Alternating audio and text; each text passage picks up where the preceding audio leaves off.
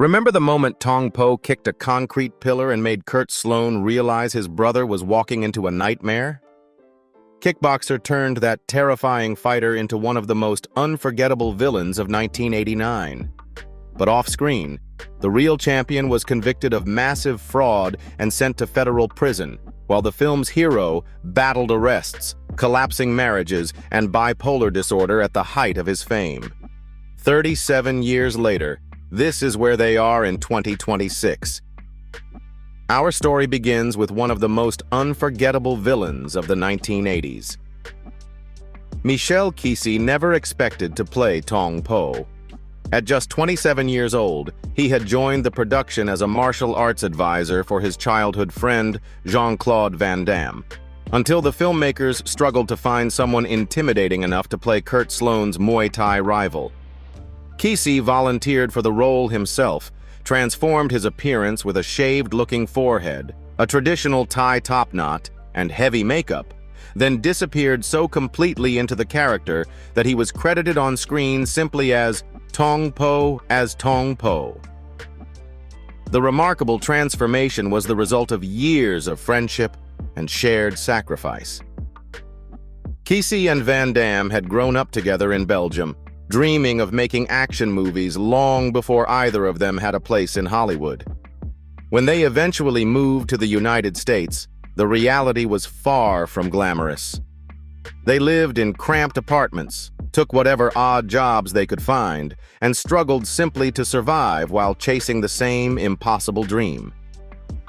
Kickboxer was never supposed to make Michel Kisi famous. He had been hired mainly as a martial arts consultant and stunt performer. But when no actor could convincingly become Tong Po, he stepped forward and unexpectedly landed the role that would define his life. Ironically, Tong Po's success became both his greatest achievement and his biggest obstacle. The character was so convincing that producers found it difficult to imagine Michel Kisi playing anyone else. Instead of opening the door to major leading roles, the performance largely confined him to villains and low-budget action films, such as Blood Match and Terminator Woman. While Jean-Claude Van Damme rose to become one of Hollywood's highest-paid action stars, Kisi never experienced the same breakthrough. By 2026, Michel Kisi is 63 years old and continues to live a quiet life between Morocco and Europe, rarely discussing his family or personal affairs in public.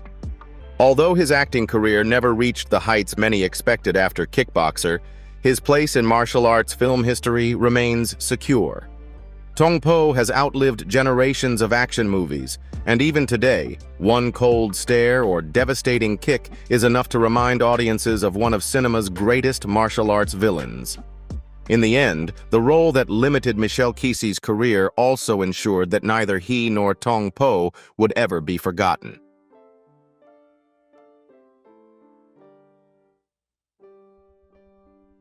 Then came Jean-Claude Van Damme, who played Kurt Sloan.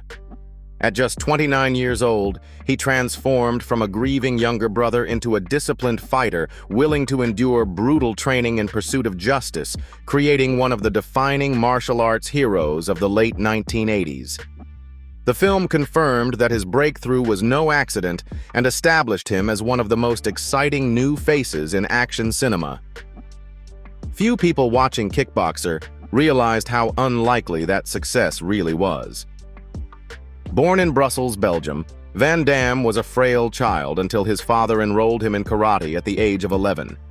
Years of relentless training turned him into a European karate champion and an accomplished kickboxer, but championships alone were never enough to satisfy him. Chasing a bigger dream, he left Belgium for Los Angeles with little money, barely any English, and no connections in the film industry. He survived by laying carpets, delivering pizzas, driving limousines, working as a nightclub bouncer, and even sleeping in his car while searching for an opportunity. That opportunity finally arrived with Bloodsport, a film that almost never reached theaters until Van Damme personally persuaded Canon Pictures to give it another chance. The extraordinary rise, however, came with an equally painful fall. He developed a severe cocaine addiction that reportedly cost him as much as $10,000 a week, while the relentless pressure of fame fueled increasingly erratic behavior. In 1998, he was diagnosed with bipolar disorder, finally giving a name to the emotional highs and devastating lows that had affected both his career and personal life. Box office disappointments followed, and his turbulent private life, including 5 marriages to 4 women and his highly publicized affair with Kylie Minogue during the filming of Street Fighter, often overshadowed the achievements that had once made him one of the biggest stars in the world. Yet Van Damme refused to let those struggles become the final chapter of his story. With the support of his family, he confronted his addiction, rebuilt both his health and career, and earned critical acclaim for his deeply personal performance in JCVD, 2008. Now at 65 years old, the Muscles from Brussels remains one of the most recognizable martial arts stars of all time. His legacy is measured by the resilience that carried him through addiction, mental illness, public failures, and ultimately back to the screen.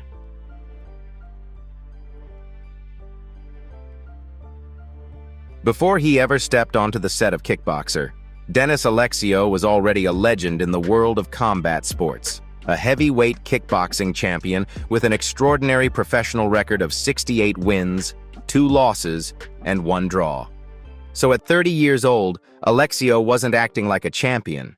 He simply brought Eric Sloan, Kurt's older brother whose devastating defeat sets the entire story of revenge in motion, seemed almost tailor-made for him. He simply brought his real-life career into the ring, lending the film an authenticity few martial arts movies could match. But even the glory of a world champion couldn't protect him from what happened after the cameras stopped rolling. Following his retirement from kickboxing and his departure from the film industry, Alexio's life took a shocking turn. Everything he had built over decades of success began to unravel, culminating in one of the most dramatic falls from grace in martial arts history. In 2017, a U.S. federal court sentenced him to 15 years in prison after he was convicted on multiple felony charges, including tax fraud, financial fraud, money laundering, and the use of fraudulent documents. What made his downfall especially tragic was that it had nothing to do with age, injury, or fading fame. Unlike many athletes whose careers end because their bodies can no longer keep up, Alexio had already accomplished almost everything a professional kickboxer could dream of. Instead, the greatest threat to his legacy came from decisions made long after he had left the spotlight. In the eyes of many fans, the image of the fearless champion who once embodied strength and discipline became inseparable from the legal scandal that followed him into retirement. Today, Dennis Alexio is 67 years old and continues to serve his prison sentence largely away from public attention. His story stands as a powerful reminder that winning every fight inside the ring offers no guarantee of victory in life beyond it.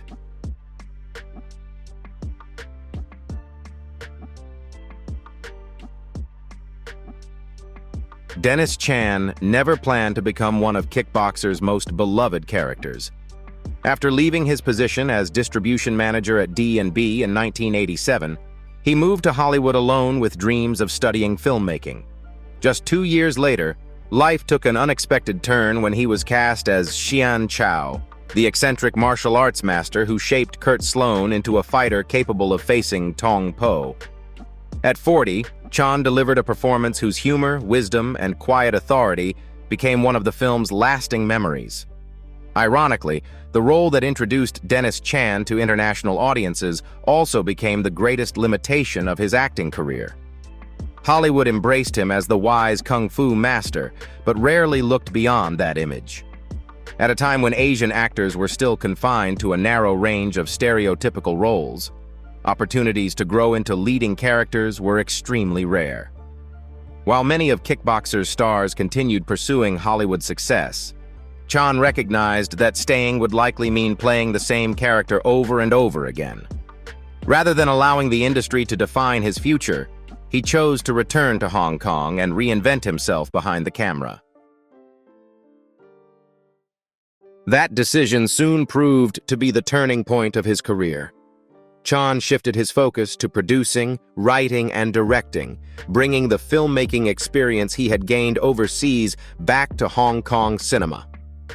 His screenplay for Remains of a Woman helped Carrie Ng win the Golden Horse Award for Best Actress, one of the highest honors in Asian filmmaking. He later led Vehicle of Light Film Company before taking charge of China Culture Media Group, where he expanded into films and television programs celebrating Chinese history and culture. His greatest contribution was no longer the characters he portrayed, but the stories he helped bring to life. In 2026, Dennis Chan is 77 years old. After continuing to produce and direct films such as Air Diary, Wild Horse from Shangri-La, and Wushu, The Young Generation, he gradually stepped away from the spotlight and now lives a quiet life. In many ways, that lasting influence has become an even greater legacy than the role that first made him famous. Winston Taylor is the man who refuses to leave the Sloan brothers to face Thailand alone. Calm under pressure and never looking for recognition, the retired American serviceman quietly becomes one of their strongest allies after Eric's brutal defeat. Haskell V. Anderson III was 46 years old when he took on the role, bringing a quiet confidence that couldn't be taught in a martial arts gym. While many faces in Kickboxer were remembered for throwing punches, Anderson stood out by giving the story something equally important: a character audiences could trust. Born in Queens, New York, Anderson never expected acting to become his life's work. He studied pre-medicine, earned a reputation as one of New York City's highest-paid mixed-race teenage models, served in the U.S. Navy, and completed graduate school before a chance audition completely changed his direction. One stage production led to another, eventually opening the doors to respected theater companies across America. By the time Kickboxer arrived, Anderson had already spent years refining his craft on stage, proving himself through consistency rather than celebrity. His greatest challenge was never a lack of talent, but an industry that offered remarkably few substantial opportunities to black actors during the 1970s and 1980s. Instead of waiting for Hollywood to change, Anderson continued building his career where his work mattered most, on the stage. That decision earned him lasting respect throughout the theater community, including an LA Weekly Theater Award, while performances in productions such as Julia and Lions reinforced his reputation as an actor's actor. Although blockbuster fame largely passed him by, the admiration of directors and fellow performers never did. Now, Haskell V. Anderson III is 82 years old. Rather than chasing the spotlight, he has devoted much of his later life to teaching acting and mentoring young people from disadvantaged backgrounds who hope to build careers of their own. Free from scandal throughout decades in the entertainment industry, Anderson's legacy is defined not by fame, but by quiet perseverance, artistic integrity, and the countless performers whose lives he has helped shape.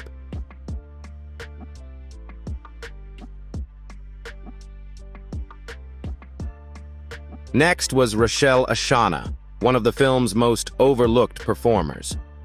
At 29, she played Miley, Kurt Sloan's girlfriend, whose innocence made Tong Po's cruelty feel even more devastating. Her warmth brought a welcome contrast to the film's violence, leaving a lasting impression despite limited screen time. Unfortunately, while Kickboxer made her recognizable to audiences worldwide, Hollywood never gave her the breakout career her performance seemed to promise.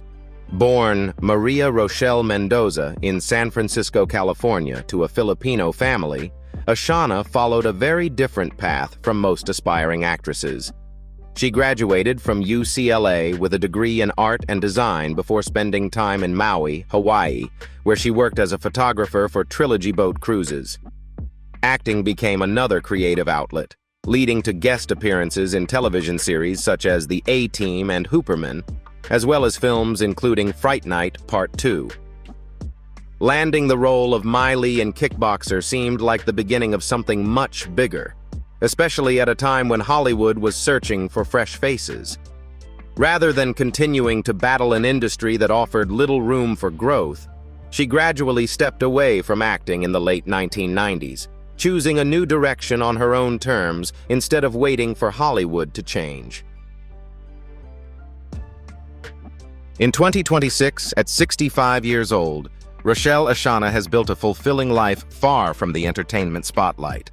She established herself as a professional photographer, continued working in art and design, and dedicated time to teaching children through community art programs while living near Washington, D.C.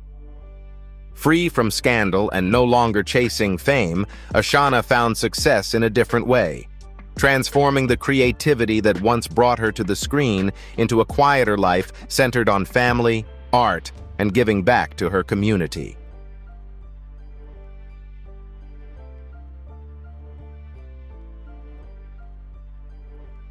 Every brutal kick, every broken bone, and every drop of blood in Tong Po's underground arena meant one thing to Freddie Lee: profit. He turned violence into business with cold calculation. Ka-Ding Lee was 44 years old when he portrayed the crime boss behind the illegal fight operation, delivering a performance that felt effortless after years of playing intimidating authority figures in Hong Kong television. Away from Kickboxer, Lee had already established himself as one of TVB's most dependable character actors and martial arts choreographers.